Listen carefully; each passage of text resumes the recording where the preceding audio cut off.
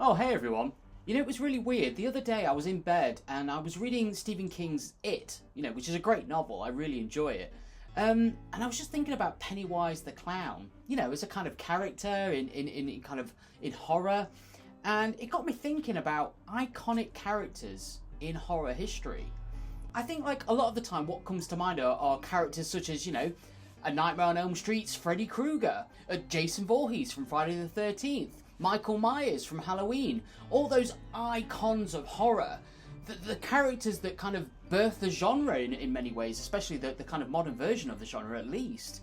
And, they have their own kind of style, their own character, very strong characterizations for the most part. Sometimes they even came with their own theme songs.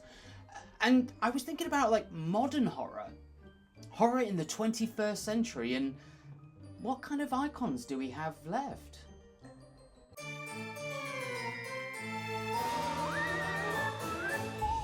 So I went on this deep dive, at least in my own mind, and I kind of came up with some answers. Now, the way I'm framing this to everybody out there is that I'm thinking about what can we say are the icons of horror in 2024, in the 21st century.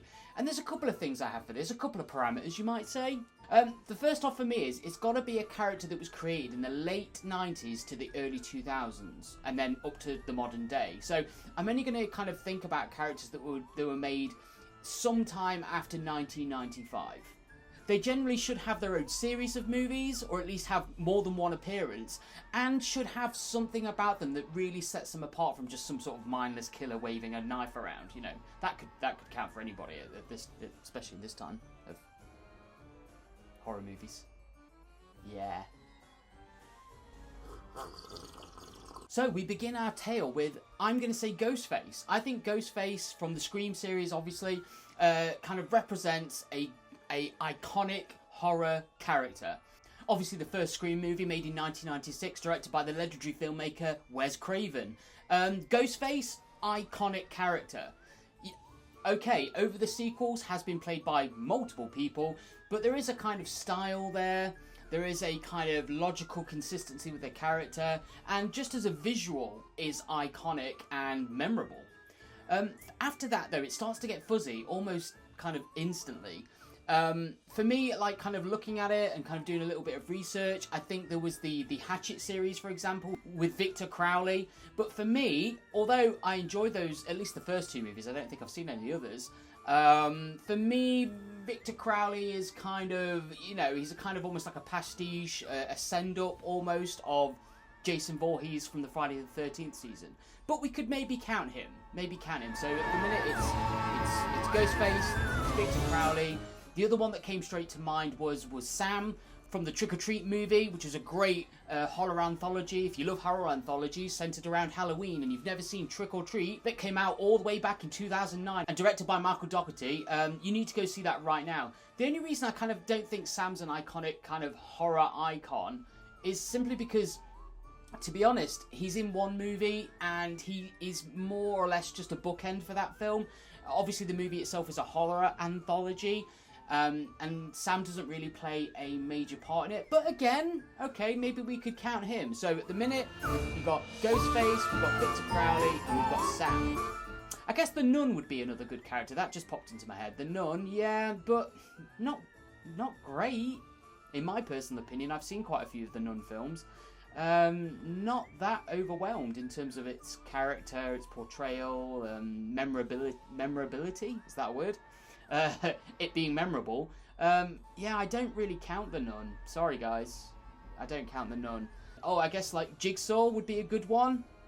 I think that counts. I think Jigsaw maybe be up there with the Terrifier, that I'd say was a true icon of modern cinema, multiple movies, definitive character, it's really set in stone, we know who it is, does a memorable performance. And again, I guess along with the puppet, it's quite an interesting kind of portrayal of a serial killer. Now, the last one that came to mind, and this is going to be the shocker here, folks, is the monstrous clown from the Terrifier series. That's right, Art the Clown. Now, what's going to probably surprise some people out there is that I haven't seen the Terrifier series. Yeah. Now, you look in horror forums, you look in all the horror communities, the online kind of social media areas for horror. You go to a horror convention, you're gonna see somebody dressed up like Art the Clown. You're gonna see a t-shirt with his face on it, and you're probably gonna find posters and all kinds of memorabilia all centered around the Terrifier series. Now, I'd heard a lot about Art the Clown as a character. I'd heard that it was different, that it was standout, that he wasn't just another kind of low-budget, independent, you know, killer clown waving a knife, running around after teenagers. There was a lot more to Art the Clown than that, and he deserves to be up there in terms of modern horror icons. And so I sat down, I bought my Blu-ray DVD pack of Terrifier 1 and 2, and had a little go at watching these films. And what did I think? You know what? I really enjoyed these movies. Now, you guys should know by now that I'm a massive pessimist when it comes to modern horror fare, and I wasn't expecting much out of these movies. I'd heard a lot about him. I'd heard a lot about Art the Clown, what it was going to be like, what the kind of film was like, the fact that it was low budget and independent, directed by Damien Leone, and I wasn't expecting much. I wasn't really going to, you know, I was thinking, this isn't going to be anything else but just these kind of trashy, low budget killer clown movies. You know, killer clowns became popular in the early 2000s. Again, there was a big resurgence. I think there was a lot of things on social media and people dressing up like clowns and scaring the living crap out of people for some reason. It was a whole thing. Yeah, I don't know what happened there. But regardless, I sat down the other day, literally 2 or 3 days ago, and watched the Terrifier series. Really enjoyed it. I think there's a couple of things about the original movie, Terrifier 1, that I didn't like. Again, it was very low budget, but it had its own kind of feel, its own style. Art the Clown as a character really shines through. He's this kind of very oddball, strange, methodical, weirdo character carrying a big sack round with all kinds of bits. He's very much kind of Joker-esque in the fact that he kind of everything's random and isn't taken too seriously, and he murders people with vengeance and violence and anger. But at the same time, there's a kind of edge to it. It's kind of silly. There's a bit of a nudge and a wink at the audience. He kind of kills people with random implements and all kinds of things that he carries in a big sack. And just visually, Art really stands out as a clown amongst a plethora of horror clowns. But just for the character of Art the Clown, I think The Terrifier as the first film is worth a watch. Yeah, it's low budget. There are a few things about it that I don't like. The death of the protagonist, the main kind of survivor girl, I really didn't like that. I didn't like how that was executed.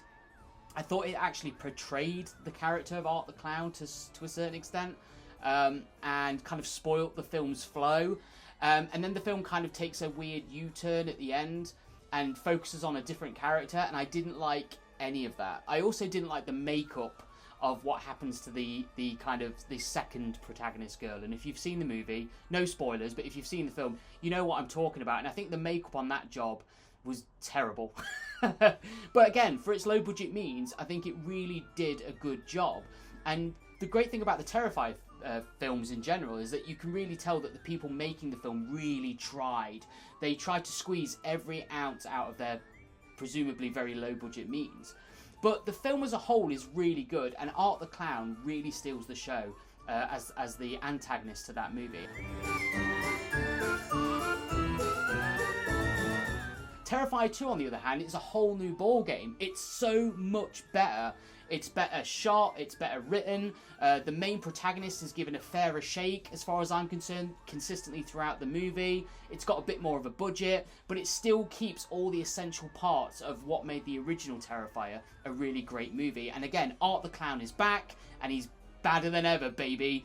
And again, his character is just massively entertaining to watch. When he's like, even when he's killing people and he's doing quite brutal things, and he does, he really stands out as an icon of modern cinema. So I think out of all of the modern kind of horror icons that I've just mentioned, Art the Clown to me is truly one for the ages. And I can't wait for Terrifier 3. The trailer is out now, you can go watch it, and I'm really looking forward to Terrifier 3. I'm hoping that the filmmakers keep building on this concept of this character and keep making the film better and better, because Terrifier 2 is a superior film, as far as I'm concerned, to Terrifier 1. And is a genuinely good horror movie. So I highly recommend Terrifier 2. I really enjoyed my experience with Art the Clown, and I can't wait to come back as Terrifier 3 is going to hit the cinema on the 25th of October this year. So look forward to that. So that's my kind of brief review of Terrifier, I guess. If you out there have got kind of something to weigh in on this argument, maybe you disagree with me about The Nun or Insidious series, etc. Maybe you think there's one that I've completely missed, or maybe there's a foreign movie out there, a low budget film that I've not seen. Please leave a comment down below, weigh in on this. Give me your thoughts on old school iconic horror characters compared to the modern fare, and if you think there's something else that needs to be done there, or if it's in a dire straits like I kind of think it is. Let me know. Give me your opinions. I'm really interested to hear what you guys out there think about this particular subject. You know, do you think that Victor Crowley is a genuine horror character, or is he just a pastiche of Jason Voorhees? You know, there's lots to talk about. So please leave a comment. But until next week, guys, stay safe, stay scared, and yeah, see you soon. All right.